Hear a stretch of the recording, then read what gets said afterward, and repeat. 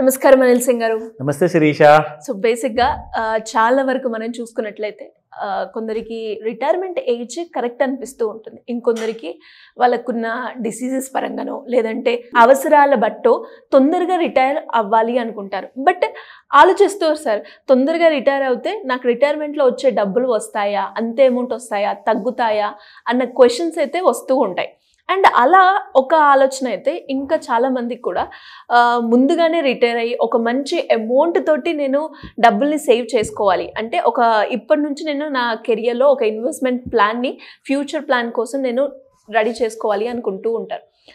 దాన్ని ఉద్దేశించి తక్కువ సమయంలోనే కోటీశ్వర్లు అవ్వాలి అండ్ ఎలాంటి లాసెస్ చూడకూడదు అండ్ సేఫ్టీగా ఉండాలి అనుకునే వాళ్ళకి మీరేం చెప్తారు? ఈ ప్రశ్నకైతే సమాధానం చాలా మంది ఎఫ్డి బెటర్ బాబు అంటారు, ఎందుకంటే లాసులు వద్దన్నారు కాబట్టి. నువ్వు కోట్లాధికారి కాకుండా కానీ నీకు 7% వస్తుంది, 6% వస్తుంది అంటారు. కానీ నిజంగా చెప్పాలి అంటే 7% కానివ్వండి, 6% కానివ్వండి, ఈ రోజు కంటే నెక్స్ట్ 20 years వరకు కూడా అదే రేట్ ఆఫ్ ఇంట్రెస్ట్ వచ్చింది అనుకోండి, అక్కడ మీకు ప్రతి వెజిటేబుల్, కూరగాయలు కానివ్వండి, ఫ్రూట్స్ కానివ్వండి, మనం కొనుక్కునే గ్రాసరీ కానివ్వండి, ఆ రేట్లు మాత్రం ఈరోజు 60 రూపాయల కేజీ బియ్యం ఉంటే మీకు అది 600 రూపాయల కేజీ కావచ్చు నెక్స్ట్ 20 yearsలో. కానీ మీరు అదే 7% సంపాదిస్తూ ఉంటే ఎక్కడి నుంచి కోట్లాధికారి అవుతారు? సో మీరు రిటైర్ రిచ్ అన్న కళ ఏదైతే తీసుకొని ఉన్నారో అది కూడా తొందరగా, మీరు ఇందాక అడిగారు నాకు 60 years కాకుండా 40 years తర్వాత కూడా మనం ఒకవేళ రిటైర్ అయ్యి యాజ్ ఎ క్రోర్పతిగా, ఒక కోట్లాధికారిగా మనం రిటైర్ అయితే ఎంత బాగుండు. అఫ్కోర్స్ ప్రతి కళకి ఒక సమాధానం అనేది దొరకడం కష్టం, కానీ మీరు ఏదైతే కళ కంటున్నారో దీనికి ఆన్సర్ ఉంది. ఓకే. అండ్ దీనికి ఒక మంచి ఇన్వెస్ట్మెంట్ ప్లాన్ కూడా ఉంది. ఏంటి సార్ అది? So I'll start. సో అతి ముఖ్యమైన విషయం ఏంటంటే మీరు ఫస్ట్ డిసైడ్ అవ్వండి మీ గోల్ ఏంటి, మీ ఫైనాన్షియల్ గోల్. మీ ఫైనాన్షియల్ గోల్ వరకు మీరు ఒకవేళ చేరాలి అనుకుంటే దానికి కావాల్సిన అమౌంట్ ఏంటి, ఇన్వెస్ట్మెంట్ ఎలా చేయాలి, ఎక్కడ చేయాలి, ఎంతవరకు చేయాలి. అండ్ దీనికి కొంచెం ఫైనాన్షియల్ మీద నాలెడ్జ్ ఉంటే సరిపోతుంది, కానీ గ్రాడ్యుయేషన్ మ్యాండేటరీగా ఇది ఉండాలి, నేను ఇది చేయగలుగుతానా అనేది ఏమైనా ఉంటుందా సార్? జీరో అని చెప్తారు. అలాంటి అవసరాలు ఏది లేదు, అవసరమైంది ఒకటే, అది మీ డబ్బు, మీరు ఏదైతే సంపాదిస్తున్నారు. అది లేకుండా మాత్రం కాలేదు. సో అలాంటి మ్యాజిక్ ఇప్పటిదాకా రాలేదు కాబట్టి. సో మీరు నెలకు ఎంత సంపాదించినా మీరు కనీసము ఈరోజు మీకు నెలకు 10,000 రూపాయలు పెట్టుబడిగా పెట్టమంటే అది నిజంగా గిచ్చినట్లుగా ఉంటుంది. బాస్ ఏం మాట్లాడుతున్నారు మీరు, అసలు 10,000 రూపీస్ ప్రతి నెల నేను సేవ్ చేయాలంటే నా ఉన్నదే జీతం అసలు 20,000, అందులో నుంచి 50% ఎలా సేవ్ చేయగలుగుతాను, నా ఫ్యామిలీకి కడుపు ఎలా నింపను, నా రెంట్ ఎలా కట్టుకోను అంటే ఒకటే మాట, 10,000 రూపీస్ ఈ రోజున ఖచ్చితంగా మీకు ఈ రోజు నుంచి 1 year, maybe 2 years, maybe couple of years, 3-4 years వరకు మీకు కష్టం అనిపిస్తుంది. 5 years తర్వాత దాని సంగతి ఏంటి? 10,000 విలువ అలాగే ఉండిపోతుందా? దాని విలువనే తగ్గుతుంది. అంటే మీరు 20,000 నుంచి మీరు 2 లక్షల రూపాయల వరకు జీతంకి వెళ్ళొచ్చేమో, అలాంటి శాలరీ మీరు పెరుగుతూ వెళ్తారు. కానీ ఈ 10,000 రూపీస్ మీరు ఈ రోజున మీరు స్టార్ట్ చేస్తే మీరు ఖచ్చితంగా మీరు కోట్లాధికారి అవుతారు. కనీసం ₹1,00,00,000 మీద ఒక 3-4 లక్షలు ఎక్కువ తీసుకెళ్ళిపోతారు ఖచ్చితంగా. అది ఎలా మీకు అది నేను చూపిస్తాను. ఇప్పుడు మీకు ఒక గుడ్ న్యూస్ ఇవ్వబోతున్నాను. నేను మీకు 10,000 రూపాయలు నెలకు పెట్టండి బాబు అని చెప్పాను, అండ్ ప్రతి ఉమెన్ ఎంప్లాయీకి కూడా రిక్వెస్ట్ చేశాను.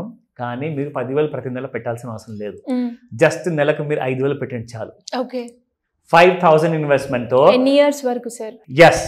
ఇప్పుడు ఫర్ ఎగ్జాంపుల్ ఎవరైతే సరే ఇప్పుడు ఏం చేయలేము, 40 years కొంతమంది ఏజ్ అయిపోయింది, 60 yearsలో రిటైర్ అవుతారు ఎలాగో, వాళ్ళకి కూడా ఈ స్కీమ్ వర్తిస్తుంది. సూపర్. అండ్ ఎవరైతే 20 years ఏజ్లో ఉన్నారో, యంగ్గా స్టార్ట్ చేశారో, 20,000, 30,000, 15,000 జీతంతో స్టార్ట్ చేశారో, వాళ్ళందరికీ కూడా ఇదొక లక్కీ ఛాన్స్. ఎస్.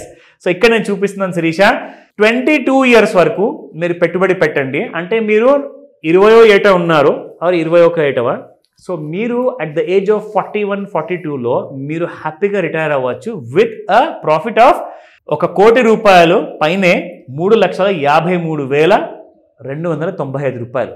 సో దాదాపు మీరు 1,04,00,000 రూపాయల వరకు మీరు తీసుకెళ్తారు. మీరు ఒకవేళ 10,000 కాదండి, జస్ట్ 5,000 మాత్రమే. సో నేను అందరినీ జస్ట్ ఒక టెస్ట్ పెడదామని చెప్పానన్నమాట. సో మీకు 50% తగ్గింది ఇక్కడ ఇన్వెస్ట్మెంట్ చూసుకోండి. మరి ఇది కూడా నేను పెట్టలేనంటే మాత్రం కష్టం, మినిమం అది. ఎందుకంటే 5,000 ఈ రోజు ఖచ్చితంగా అది కూడా కష్టంగా అనిపించచ్చు. కానీ మీకు ఒక 5 సంవత్సరాల తర్వాత 5,000 పెద్ద విషయం కాదండి. 5 సంవత్సరాలు ఎందుకండి, ఈ పెరుగుతున్న ఇన్ఫ్లేషన్ వల్ల చూసుకుంటే మనకు 2-3 సంవత్సరాల్లోనే 5,000 విలువ అనేది పడిపోతుంది. కానీ అదే 5,000తో మీరు 1 కోటి రూపాయల పైన మీరు సంపాదించగలుగుతారు. దీని విలువ 25 సంవత్సరాలు లేదా 20 సంవత్సరాల తర్వాత ఎంత ఉంటుంది, దీంతో నేను ఏం కొనుక్కోగలుగుతానంటే అప్పుడు ఏది మీకు బడ్జెట్లో ఉంటే ఆ బడ్జెట్లో మీరు కొనుక్కోండి. దాని విలువ ఎంత ఉంటుందంటే మీకు తగ్గినట్టుగానే మంచి విలువ ఉంటుంది. ఎందుకంటే మీరు పెట్టే పెట్టుబడి కూడా తక్కువ కదా. మీరు నెలకి ₹1,00,000 పెట్టట్లా, మీరు నెలకు జస్ట్ 5,000 పెడుతున్నారు. సో దానికి తగ్గట్టుగా రిటర్న్ మీకు వస్తుంది. ఇప్పుడు ఎక్కడ పెట్టాలి? సరే అన్ని చెప్పారు. Now the option comes here. Investment సినారియోలో మీకు ఇందాక మీరు ఒక ప్రశ్నలో అడిగారు విషయం, నాకు లాసులు లేకుండా చూసుకోండి అని. ఎస్, ఇక్కడ మీరు చూసుకుంటే మీరు డైరెక్ట్గా స్టాక్ మార్కెట్లో దూకండి నేను చెప్పట్లా, ఎందుకంటే అది మీ పని కాదు. మీరేం చేయాలి అంటే మీ డబ్బులు ఇంట్రెస్ట్తో పాటు గ్రో అవ్వాలి అనుకుంటే మీరు బ్యాంకులో డబ్బులు పెడతారు. బ్యాంకులో ఎందుకు పెడతారు? ఎందుకంటే బ్యాంక్ మేనేజర్ ఉన్నాడు, బ్యాంకులో చైర్మన్ ఉన్నాడు, బ్యాంకులో ఎంప్లాయీస్ ఉన్నారు, మీ డబ్బుల్ని జాగ్రత్తగా కాపాడుకుంటారు. అలాగే ఇక్కడ మీకు ఫండ్ మేనేజర్ ఉంటాడు. ఆ ఫండ్ మేనేజర్ ఏం చేస్తాడంటే మీ డబ్బుల్ని ఎక్కడైతే పెట్టుబడిగా పెట్టాలో అక్కడే పెడతాడో. అక్కడి నుంచి మీకు పెద్ద రాబడి ఎందుకు ఇస్తాడంటే అతని క్వాలిఫికేషన్స్, అతని చదువు, అతని పేరు, అతని రెప్యుటేషన్ పాడైపోవద్దు. లేదంటే ఈ కంపెనీ పేరు అసలు ఆ ఫండ్ మేనేజర్ సంగతి పక్కన పెట్టండి, కంపెనీనే మీరు నమ్మరు. ఇప్పుడు మీరు ఇండియాలో ఉన్న అతిపెద్ద బ్యాంక్ పేరు చెప్పండి, గవర్నమెంట్ బ్యాంక్లో. SBI. SBIలోనే మీరు ఈ ETF నిఫ్టీ నెక్స్ట్ 50లో మీరు ETFలో ఇన్వెస్ట్మెంట్ చేస్తే గత సంవత్సరంలో మీకు ఎంత ఇచ్చింది తెలుసా? SBI ETF 63% ఇచ్చింది మీకు. నేను ఎంత చెప్పానండి ప్రతి సంవత్సరం మీకు రావాల్సింది? 15%. నేను 60% చెప్పానా?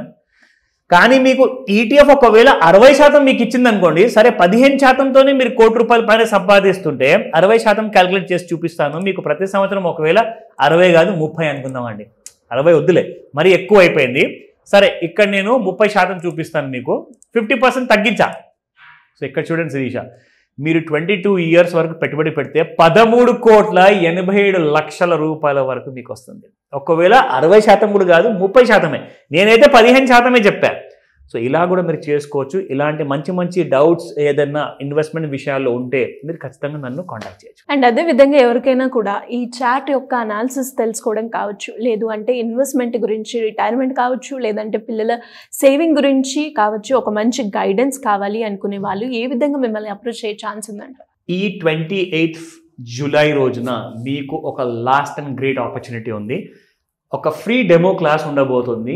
మీరు ఇలాంటి ఇన్ఫ్యాక్ట్ మీరు శిరీష గారు ఏదైతే ప్రశ్న అడిగారో సో ఆ ప్రశ్నకి సమాధానము మీకు ఈ 28th జూలైన దొరకబోతుంది. ఎందుకంటే ఇందులో మీరు రిటైర్మెంట్ ప్లానింగ్ కానివ్వండి, ఫ్యూచర్ గోల్స్ కానివ్వండి, కోట్లాధికారిగా ఎలా రిటైర్ అవ్వాలి అండ్ ఎలాంటి కైండ్ ఆఫ్ వెల్త్ని మనం బిల్డ్ చేసుకోవాలి, దానికోసం మ్యూచువల్ ఫండ్స్లో ఇన్వెస్ట్మెంట్ చేస్తే బెటరా, ETFలో చేయాలా, స్టాక్ మార్కెట్ చేయాలా, గోల్డ్లోనే చేయాలా, సో ఇవన్నిటికీ కూడా ఏంటి నేర్చుకోవాలి, అసలు ఏం నేర్చుకోవాలి, ఆ నేర్చుకునే విధానం ఏంటి, అది టెక్నికల్ అనాలిసిసా, ఫండమెంటల్ అనాలిసిసా, ఆ డీటెయిల్స్ అన్నీ కూడా మీకు ఈ క్లాస్లో ఫ్రీ డెమో క్లాస్లో నేర్పించబడుతుంది. సో మీకు ఈ వీడియో కింద ఒక గూగుల్ ఫామ్ ఉంటుంది, దాన్ని మీరు ఫిల్ చేసేసి జెన్యూన్ ఇన్ఫర్మేషన్ ఇస్తేనే మీరు ఈ ఫ్రీ డెమోకి ఎలిజిబుల్ అవుతారు.